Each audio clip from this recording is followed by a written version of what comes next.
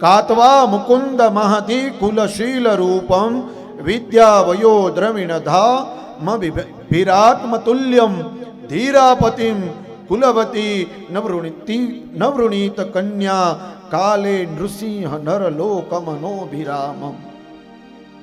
હે પ્રભુ, હું તમને મનથી વરી ચૂકી છું. મારે તમારા સાથે વિવાહ કરવા છે પ્રભુ, પણ મારો ભાઈ છે ને એ શિશુપાલ સાથે વિવાહ કરવા માંગે છે. મારે એના સાથે વિવાહ નથી કરવા. લગ્નનું મુહૂર્ત પણ નીકળી ગયું છે પ્રભુ.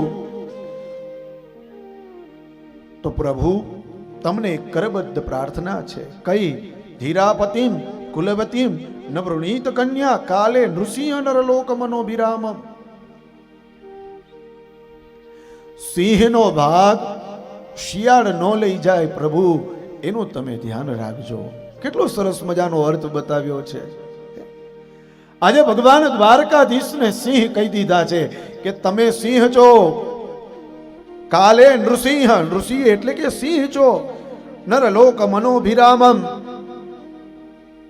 સિંહનો ભાગ શિયાળ ન લઈ જાય પ્રભુ, એનું તમે ધ્યાન રાખજો. શિશુપાલ છે એ તો શિયાળ છે. તો તમે પ્રભુ પધારો અને મારું હરણ કરો.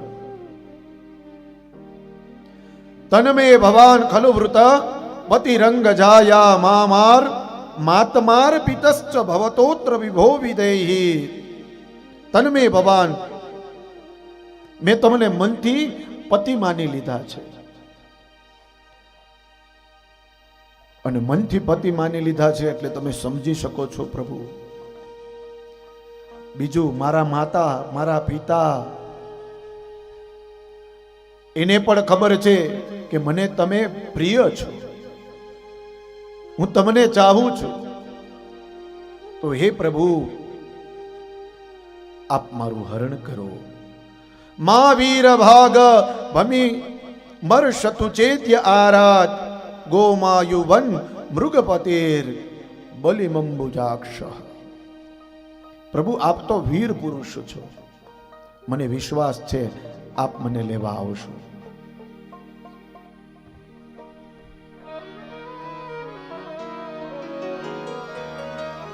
અમારા કુળમાં એક રિવાજ છે.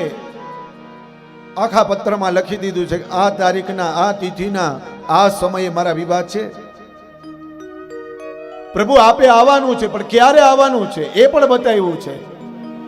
અમારા કુલનો રિવાજ છે કે જ્યારે દીકરી કન્યા પધરાવો સાવધાન થાય ને ત્યારે કન્યાને લઈને એની બહેનપણીઓ આવે, પણ સૌથી પહેલે મંડપમાં નહીં, અમારા કુળદેવીના મંદિરમાં લઈને જાય. અને ત્યાંથી તમે મારું હરણ કરજો. રૂકમિણીજીએ બધું બતાવી દીધું કે આ જગ્યાએથી તમારે મારું હરણ કરવાનું છે.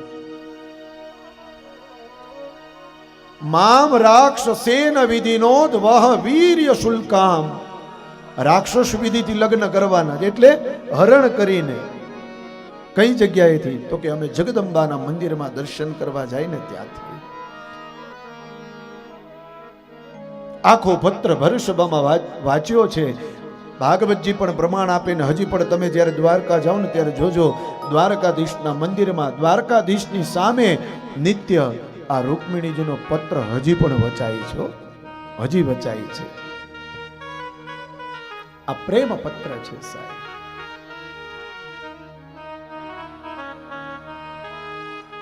એ પત્ર ભગવાન દ્વારકાધીશે પોતા પાસે રાખી લીધો. પેલા ભૂદેવ આવ્યા હતા, એને દાન આપ્યા છે અને રાજી કર્યા છે.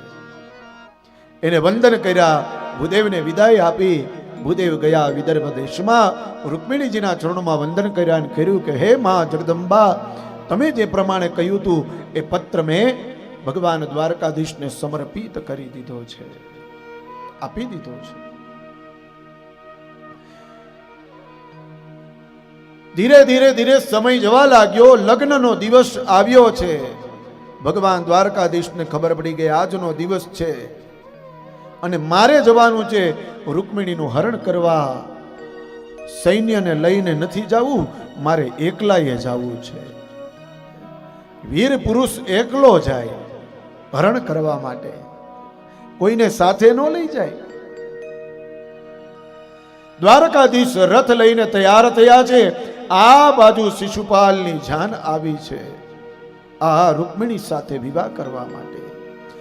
સરસ મજાના મંડપ નાખેલા છે. ભીષ્મક રાજાને ઈચ્છા નથી, છતાં પણ દીકરાનું વચન છે ને એટલે હાજર રહેવું પડે છે. પણ એ રાજાને ઈચ્છા નથી, ભીષ્મક રાજાને, કે મારી દીકરી શિશુપાલ સાથે પરણે. આ બાજુ લગ્નનો માહોલ છે. બધા જ પરિવારજનો આવ્યા છે. એ વિદર્ભ દેશમાં ધામે ધૂમે લગ્નની તૈયારી, અદ્ભુત મંડપ, સંગીત વૃંદ બધા આવ્યા છે. આ બાજુ ધીરે ધીરે ધીરે ધીરે જાન આવી શિશુપાલને.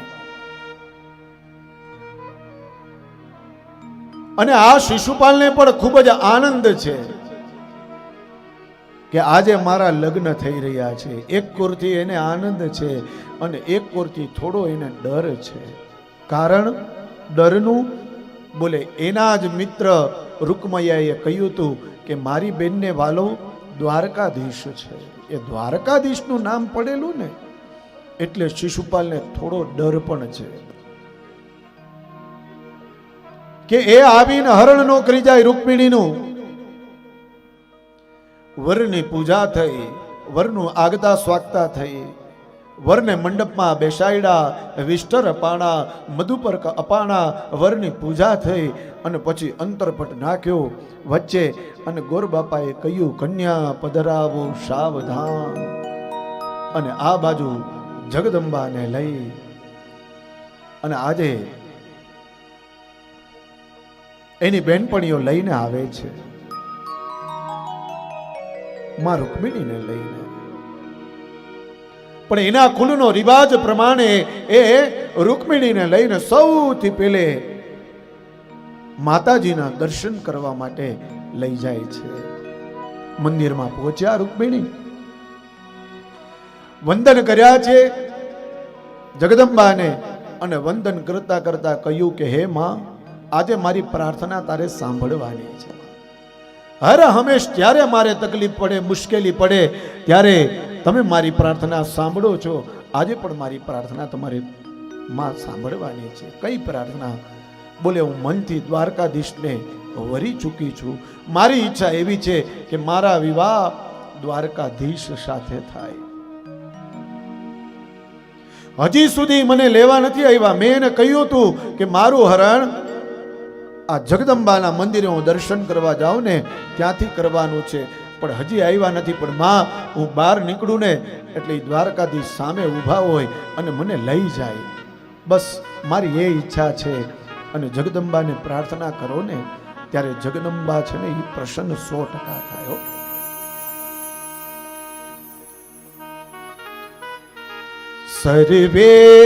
સર્વેશ્વરી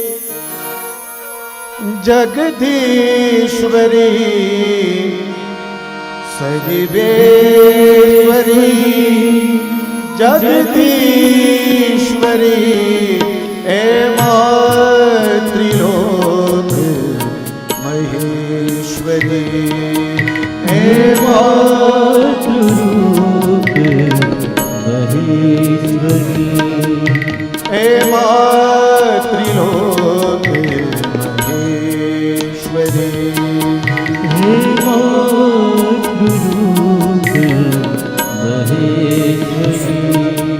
સર્વેશ્વરી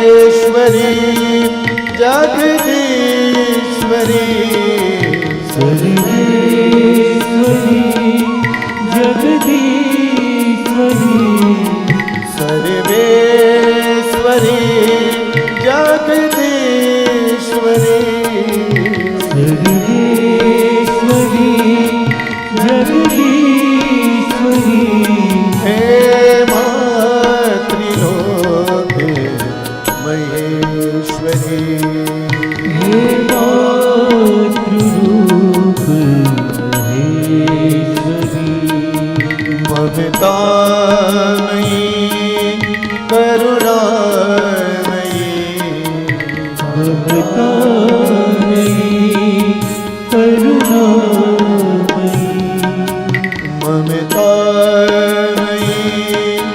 કરુણામયી,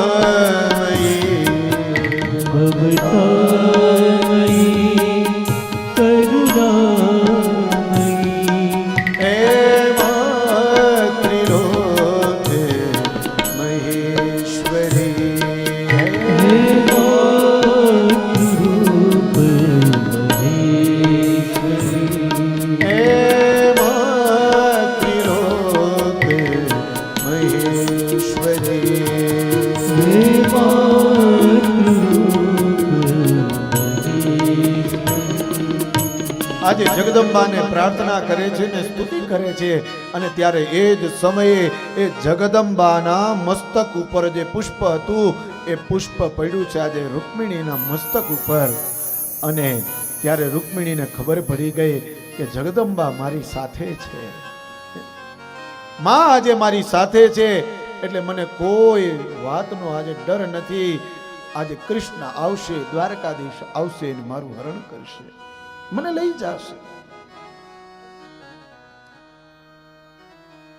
અને માને પ્રાર્થના કરો, દયાળુ છે ખૂબ સાહેબ.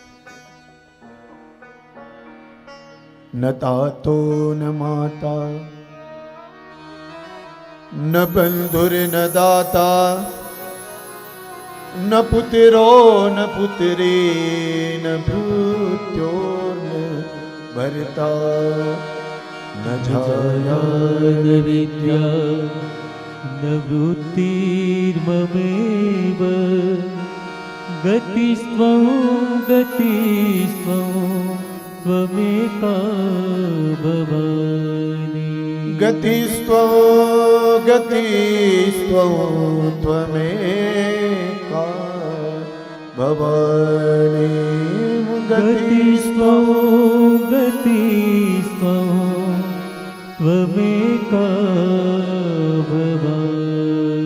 ગતિસ્ત્વમ ત્વમેકા ભવાની. હે ભવાની, હે જગદંબા. અને વંદન કરીને જેવા રૂકમિણી બારે નીકળ્યા ને તા ભગવાન દ્વારકાધીશ રથ લઈને ઊભા છે. અને ભગવાન દ્વારકાધીશે પોતાનો જમણો હાથ આપ્યો માં રૂકમિણીને આવી રીતે સામે, અને માં રૂકમિણી આવી રીતે એનો જમણો હાથ આપી દીધો દ્વારકાધીશને. જગદંબાના સાનિધ્યમાં જાણે હસ્ત મેળાપ ન થઈ ગયો હોય એકબીજાનો. આજે રૂકમિણીએ માની સાક્ષીએ એ હાથ એ દ્વારકાધીશને સમર્પિત કર્યો, અને દ્વારકાધીશે હાથ પકડી અને રથમાં બેસાડ્યા, અને રથ ધીરે ધીરે ધીરે ધીરે ધીરે આજે ચાલુ થયો છે. પેલી બાજુ ખબર પડી લગ્ન મંડપમાં શિશુપાલને અને રૂકમૈયાને કે દ્વારકાધીશ આવ્યા અને રૂકમિણીનું હરણ કરીને લઈ ગયા. રૂકમૈયાએ સૈન્ય તૈયાર કરી એ શિશુપાલની સાથે જે રસ્તેથી ભગવાન દ્વારકાધીશ પસાર થવાના હતા એ રસ્તે વચ્ચે ઉભા રહી ગયા. પેલી બાજુ દ્વારકામાં મોટાભાઈ એટલે કે બલરામ આવ્યા. કોઈને પૂછ્યું પ્રભુ ક્યાં છે દ્વારકાધીશ? કોઈએ કહ્યું કે એ તો ગયા છે ત્યાં વિદર્ભ દેશમાં રૂકમિણીનું હરણ કરવા. બલરામે કહ્યું મને કીધું નહીં, એકલો ગયો. સૈન્યને તૈયાર કરીને પહેલી બાજુથી એ બલરામજી જલ્દીથી જલ્દી આવે છે, અને આ બાજુ જેવા દ્વારકાધીશ રસ્તામાંથી નીકળે પેલો રૂકમૈયો અને શિશુપાલ વચ્ચે ઉભા રહી ગયા. ભગવાન દ્વારકાધીશે રૂકમિણીને પૂછ્યું તમને રથ ચલાવતા આવડે છે? રૂકમિણી કહે તમે એકવાર હા પાડો ને તો મને તીર ચડાવતા પણ આવડે છે પ્રભુ, ખાલી તમે હા પાડો, રથ નહીં હું ધનુષ પણ ચલાવીશ.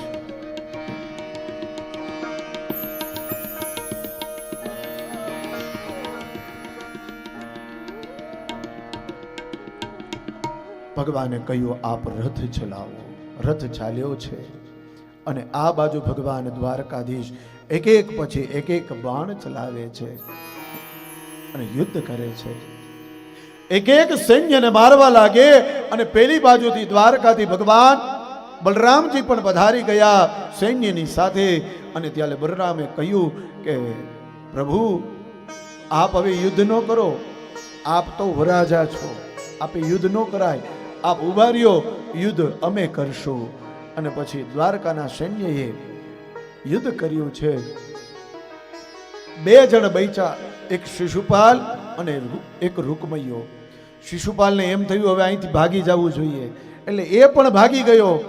રૂકમૈયો હાથમાં આવ્યો બલરામજીના અને મારવા જાય. રૂકમિણીએ કહ્યું મોટા ભાઈ આ મારો ભાઈ છે, એને તમે મારો નહીં. અને ત્યારે બલરામજીએ એ રૂકમૈયાનો માથામાં રહેલા જે વાળ હતા એ મુંડન કરી નાખ્યું, અને ત્યાંથી રૂકમૈયાને મોકલી દે છે અને આવે છે હવે માધવપુર ઘેડમાં.